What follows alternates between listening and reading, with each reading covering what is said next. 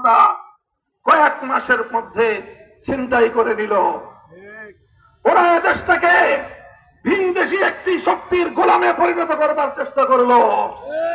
যেই বাংলাদেশের মুক্তিযুদ্ধ হয়েছিল বৈষম্যের বিরুদ্ধে, যেই বাংলাদেশের মুক্তিযুদ্ধ হয়েছিল দেশের মানুষের ভোটাধিকারের দাবিতে, মানুষের ভোটের অধিকার মানুষকে ফিরিয়ে দেওয়ার দাবিতে, সেই বাংলাদেশের মানুষ ৭২ সাল থেকে ৭৫ সাল পর্যন্ত ভোটের অধিকার তো দূরের কথা, তারা বাকশাল ছাড়া আর কিছুই পেল না।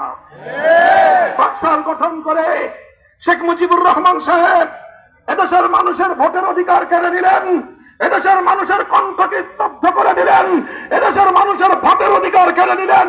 দুর্ভিক্ষের মাধ্যমে বাংলাদেশের মানুষকে মৃত্যুর দিকে তিনি ঠেলে দিলেন। আর কি করলেন? ৩০,০০০ মায়ের বুক খালি করে এদেশের ৩০,০০০ তাগড়া যুবক আর জওয়ানদেরকে তুলে তুলে নিয়ে তাদেরকে ক্রস ফায়ারের নামে মাঠে, বনে, জঙ্গলে, রাস্তায়, ইথারে পাথরে বিভিন্ন জায়গায় তারা খুন করে ফেলে রাখলেন। এভাবে ৩.৫ বছরের বাকশালী স্বৈরতন্ত্রের পতন ঘটল ১৯৭৫ সালের ১৫ই আগস্ট। ৭৫ সালের ১৫ই আগস্ট অনেক নারী, শিশু, নিরপরাধ মানুষ হত্যা হয়েছে, যেই হত্যাকে আমরা কোনোদিন সমর্থন করি না। কিন্তু তাই বলে ৭৫ সালে যারা নিহত হয়েছে শুধু তাদের জন্য মায়া কান্না করবেন, আর তাদের হাতে যেই ৩০,০০০ মায়ের কোল খালি হলো তাদের জন্য কোনো সমবেদনা জানানো হবে না। এ বৈষম্য বাংলাদেশ বরদাস্ত করতে পারে না।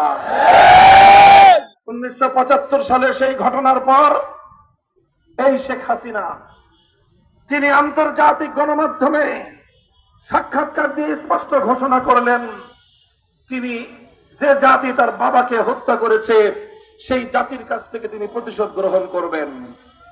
এরপর থেকে শুরু হলো শেখ হাসিনার এক নতুন মিশন। ১৯৭৫-এর ১৫ই আগস্ট থেকে ২০২৪ সালের ৫ই আগস্ট শেখ হাসিনার ৫০ বছরের রাজনীতি। শেখ হাসিনা এই ৫০ বছরের রাজনীতি করেছেন কিসের? ৫০ বছর ধরে তিনি রাজনীতি করেছেন প্রতিশোধ গ্রহণের রাজনীতি। কার থেকে তিনি প্রতিশোধ নিয়েছেন? বাংলাদেশের রাষ্ট্র এবং বাংলাদেশের জনগণের কাছ থেকে তিনি প্রতিশোধ নিয়েছেন। তিনি এই দেশটাকে তলাবিহীন ঝুড়িতে পরিণত করবার জন্য যা যা করার তাই করেছেন। উন্নয়নের মেগা মেগা প্রকল্পের নামে মহা দুর্নীতি করে লক্ষ লক্ষ কোটি টাকা তিনি পাচার করেছেন। এত টাকা একজন মানুষ যার মাত্র 2টা সন্তান, আরেকটা বই, এত টাকা তো তাদের লাগার কথা না। এত টাকা চুরি করছেন কেন? নিজের প্রয়োজনে নয়, এই টাকাগুলো চুরি করেছেন বাংলাদেশের উন্নয়নকে ব্যাহত করার জন্য। বাংলাদেশ যেন বিশ্ব দরবারে মাথা উঁচু করে দাঁড়াতে না পারে সেজন্য, বাংলাদেশ যেন সীমান্তের অপর প্রান্তে অবস্থান করা মহাশক্তির সামনে আধিপত্যবাদী শক্তির চোখের দিকে চোখ তুলে তাকিয়ে কথা বলতে না পারে সেজন্য প্রতি বছর সীমান্তে বিস্তীর্ণ অঞ্চল জুড়ে আমার বোন ফেলানিকে গুলি করে হত্যা করা হতো, আমার ভাইদেরকে পদুয়ায় হত্যা করা হতো, আমার সীমান্ত রক্ষাকারী বাহিনী বিডিআর বিজিবির সদস্যদেরকে হত্যা করা হতো।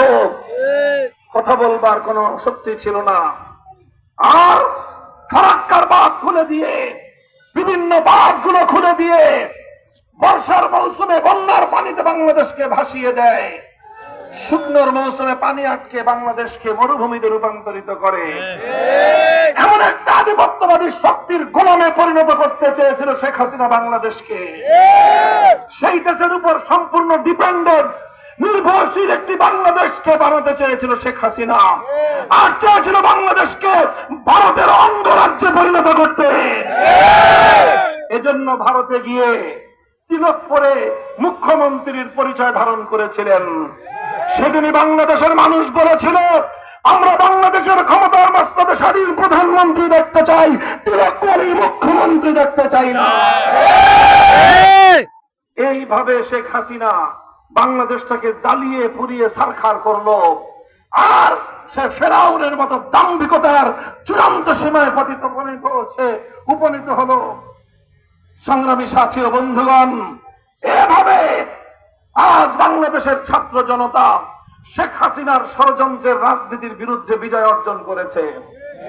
শেখ হাসিনার রাজনীতির আরেকটা বড় বৈশিষ্ট্য ছিল, এটা শেখ হাসিনা শিখেছিল ব্রিটিশ বেনিয়াদের কাছ থেকে, সেটা হলো ডিভাইড এন্ড রুল, জাতিকে ভাগ করো আর শাসন করো। এইভাবে বাংলাদেশের মধ্যে মুক্তিযুদ্ধের পক্ষ আর বিপক্ষ দুইটা শক্তি বাঁধিয়ে দিয়ে দুই জাতিকে কিভাবে, জাতির দুইটা অংশকে পরস্পরের বিরুদ্ধে লড়াইতে মগ্ন করে দিয়ে শেখ হাসিনা মধ্যখান দিয়ে বানরের পিঠাভাগের মতো আজীবন ক্ষমতার মসনদে থেকে যাওয়ার একটা দিবা স্বপ্ন দেখেছিল। এই জন্যই ছাত্র জনতাকে সে রাজাকারের বাচ্চা বলে গালি দেওয়ার দুঃসাহস দেখিয়েছিল।